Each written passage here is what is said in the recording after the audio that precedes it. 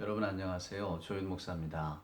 오늘은 누가복음 13번째 시간, 누가복음 5장 12절로 16절에 기록된 말씀, 한 나병 환자가 주님을 찾아온 이야기를 해보려고 합니다. 한 나병 환자가 주님을 찾아왔습니다. 그리고는 주님께 이렇게 말씀을 드리죠. 12절에 당신이 원하기만 하면 저를 깨끗게 해주실 수 있다. 주님이 이 문둥병자, 이 나병 환자에게 다가가십니다. 그리고는 그를 손을 내밀어 만지시죠. 그리고는 그에게 내가 이제 깨끗하여졌노라 선포하십니다. 그리고는 제사장에게 가서 너의 몸을 보이고 네가 깨끗해졌다, 온전해졌다는 것을 확인을 받아라. 그리고 돌려보냅니다. 이 소문을 듣고 많은 사람들이 주님께 몰려오지만 주님은 이제 한적한 곳, 광야 같은 곳으로 가셔서 이제 기도하셨다. 뭐 이런 내용이 오늘 누가복음 5장에 기록된 말씀입니다. 자, 사랑하는 여러분, 오늘 이 말씀이 던져주는 의미, 저나 여러분이 깊이 고민해야 될 부분이 예수님의 기적이 과연 무엇인가라고 하는 겁니다. 제가 말씀드렸지만 복음서에는 예수님에 관한 일대기가 쭉 기록되어져 있는데 그 중에 3분의 1이 기적 이야기입니다. 치유 이야기죠. 그래서 지금도 많은 교회에서는 이 예수님의 이적과 치유에 포커스를 맞춰서 그런 것들이 일어나야만, 그런 세미온, 그런 표징들이 있어야만 교회가 아닌가 이렇게 이야기하는 곳이 많습니다. 그리고 실은 신앙을 갖고자 하고 하는 사람들도 이제 그런 이적을 보아야만 내가 좀 예수를 믿겠노라 하는 마음들을 여전히 가지고 있죠. 그래서 예수님의 이 기적 이야기가 정말로 중요합니다. 자, 여러분 혹시 얼마 전에 개봉했던 두 교황이라는 영화를 보셨습니까? 베네딕토 16세하고 그 뒤를 이은 지금 프란치스코 교황, 즉 전 교황과 현 교황의 이야기입니다. 마치 다큐멘터리처럼 이렇게 이야기가 풀어져 가지만 그 안에 정말 따뜻한 사람의 이야기가 있어서 저는 재밌게 보았는데요. 예수님 시절과 너무나 똑같은 그런 상황, 어떤 거냐면 베네딕토 16세는 전통과 교리를 중시하는 교황입니다. 그러나 프란체스코 교황은 그건 아니었죠.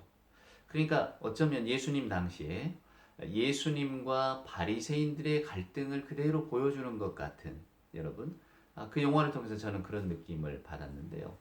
전임자인 베네딕토 16세는 전통과 또 교리를 중시하기 때문에 선을 긋고 담을 세우는 건 참 중요하다. 즉 신앙의 어떤 정도를 이야기하고 교리의 정통성을 세우는 것이 정말로 중요하다. 이렇게 이야기하고 주장하고 또 그의 삶을 살아온 분입니다. 그러나 그 후임인 이제 프란치스코는 전혀 다른 생각을 가지고 있죠. 그가 가지고 있는 생각은 선 긋는 거, 담 세우는 것도 중요하지만 실은 예수 정신이라고 하는 것은 그 담을 허무는 것이다. 오히려 뭔가 이렇게 갈라졌다면 다리를 놓아서 그것을 이어주는 것이 예수 정신이 아닐까. 이런 이야기를 하고 있거든요. 영화를 보면 나중에는 맨 마지막 장면에 두 교황이, 한 사람은 독일 태생이고 한 사람은 아르헨티나 태생이거든요. 두 교황이 서로 그 축구 경기를 봅니다. 어쩜 가장 인간적인 모습이죠. 그러니까 생각은 달라도, 즉 신앙은 달라도 일상의 삶은 같이 살아갈 수가 있는, 거기에서 우리는 종교가 가지고 있는 똘레랑스, 관용을 봅니다. 종교라고 하는 것, 믿음이라고 하는 것은 저와 여러분의 지평이 넓어지는 것이지 좁아지는 것이 아닙니다. 즉 신앙의 이름은 우리가 좁아질 수도 있는, 즉 우리의 도그마, 우리가 가지고 있는 어떤 생각들이 있잖아요. 우리가 지켜야 될 어떤 가치들이 있단 말입니다. 그것은 물론 개개인 따라 다 다르죠. 그러니까 너의 가치관, 나의 가치관, 너의 세계관, 나의 세계관 분명히 다릅니다. 그렇지만 믿음 안에서는 이것이 녹아지는 거죠. 즉 A라고 하는 가치관과 B라고 하는 가치관이 믿음 안에서 하나가 되어지는 그런 모습을 볼 수 있어서 저는 참 좋았거든요. 오늘 예수의 기적 이야기를 사랑하는 여러분 어떤 측면에서 바라볼까? 오늘 같은 이야기를 한번 보세요. 자, 한 나병 환자가 주님을 찾아왔습니다. 주님이 이 나병 환자를 고쳐주십니다. 주인공은 누굴까요? 나병 환자일까요? 예수님일까요? 이 어디에 포커스를 맞추느냐에 따라서 이 말씀의 해석의 결은 달라질 수 있습니다만은 저는 오늘 가장 근본적인 이야기를 여러분과 함께 나누려고 합니다. 그것은 무엇이냐면 예수의 기적이 의미하는 바가 무엇이냐라고 하는 겁니다. 그때 당시 이스라엘 사회는 여러분 정결법의 사회입니다. 즉 무엇이 사람을 깨끗게 하는가예요.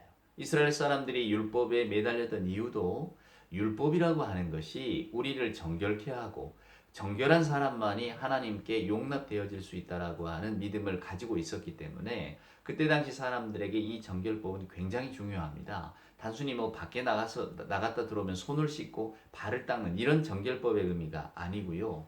그 한 사람이 사회의 구성원으로, 즉 사회라고 하는 건 신정사회니까 하나님의 자녀로서 인정되어지는, 그리고 인정되어져야만 하는 조건으로 정결법을 그가 얼마나 준수하고 있느냐라고 하는 유무에 따라서 달라졌다는 것이죠. 그러니까 그때 고대 세계의 일단 병자라고 하는 의미는 오늘날 우리처럼 그죠? 아이고 사람이 병이 들었다 얼마나 힘들까 이런 관점이 아니고, 단순히 그가 병이 든 것은 그가 가지고 있는 죄 때문에, 즉 그가 정결법을 어겼기 때문에, 하나님 앞에서 온전하지 못했기 때문에 하나님께서 그에게 주는 징별의 포징이라고 생각했단 말이에요. 그래서 죄인을 아무렇지도 않게 격리하고 이렇게 병든 자를 그저 죄인이라고 낙인 찍어버리는, 쉽게 그런 일들을 되풀이하는, 그것이 어느 사회의 현상이었단 말입니다. 근데 오늘 주님은 전혀 다른 관점을 사랑하는 여러분 제시하고 계십니다. 그것은 병이라고 하는 것이 하나님의 징별의 표징이 아니다 그 말입니다.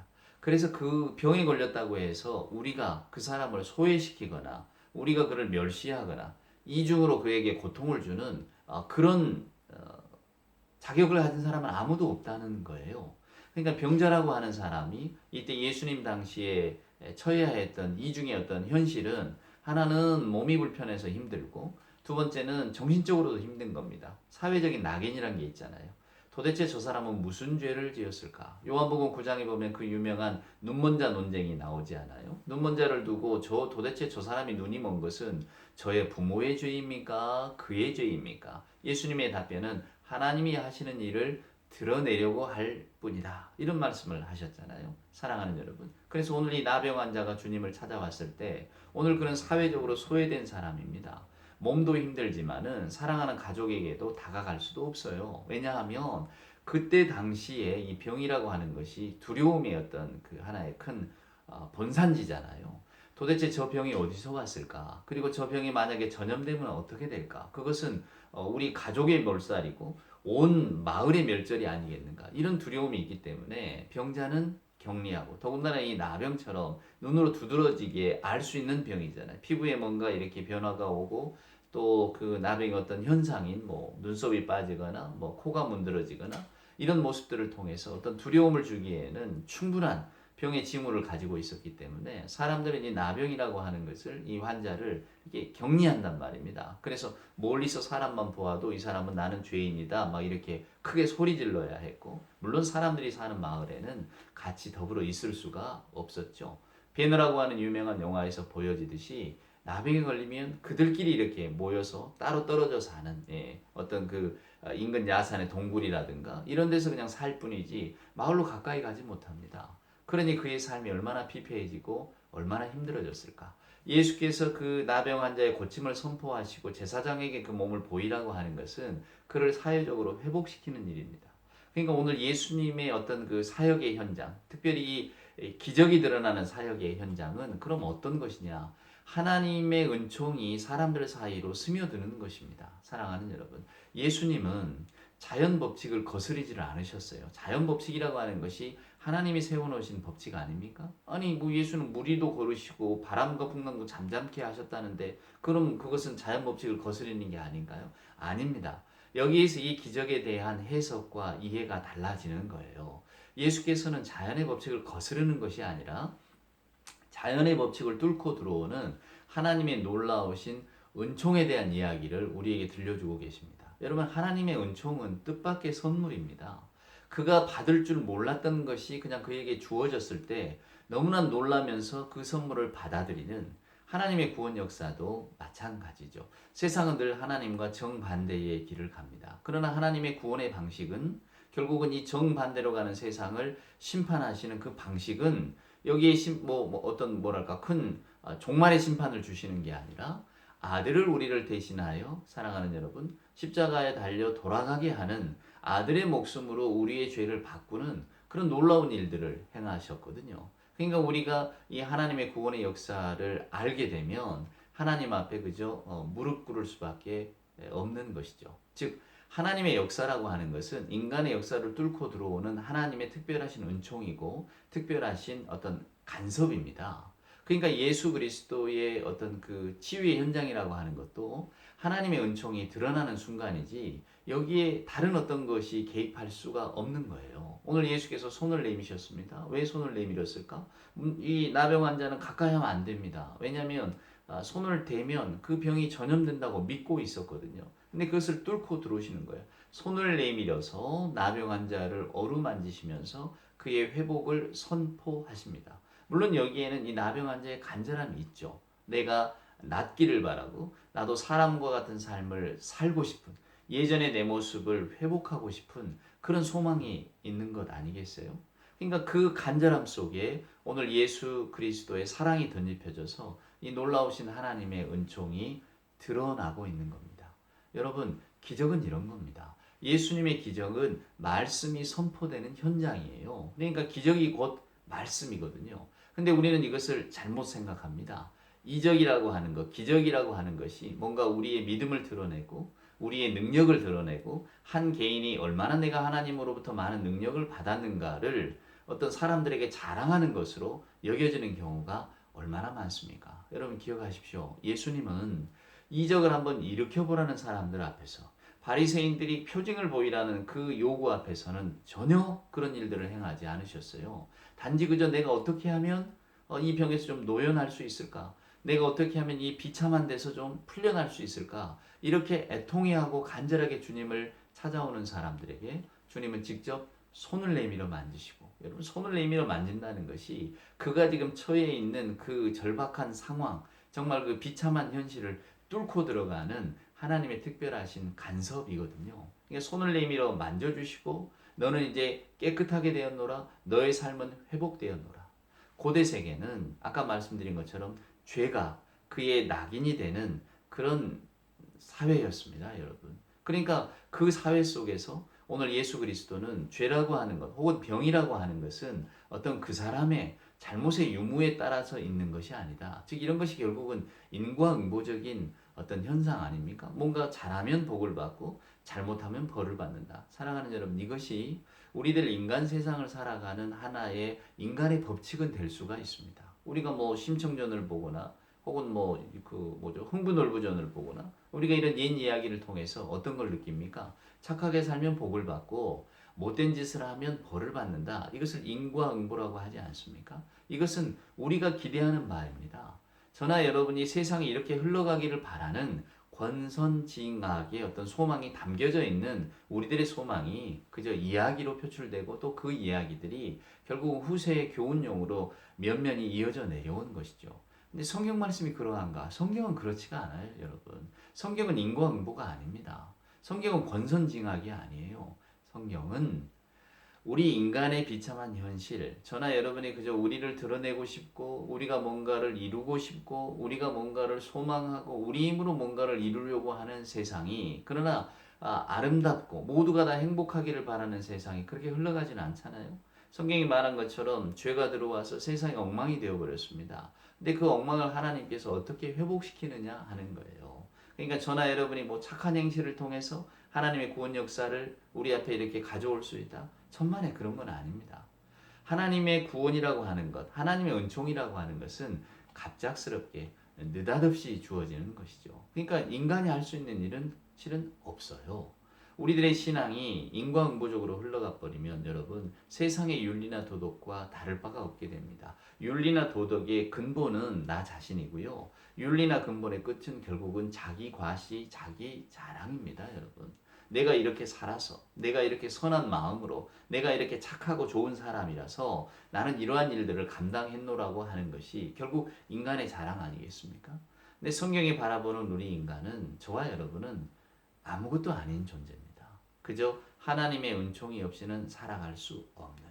그러니까 오늘 이 나병 환자를 감히 우리가 뭔데 너는 죄인이라서 그런 죄를 받았다고 정죄할 수가 있겠습니까? 우리 눈에 볼 때에는 저 사람은 병든 사람, 나는 성한 사람 이렇게 볼지 모르지만 하나님 앞에서 우리 모두는 하나님의 구원 은총이 없으면 그저 영원히 죽을 수밖에 없는 비참한 존재일 뿐입니다.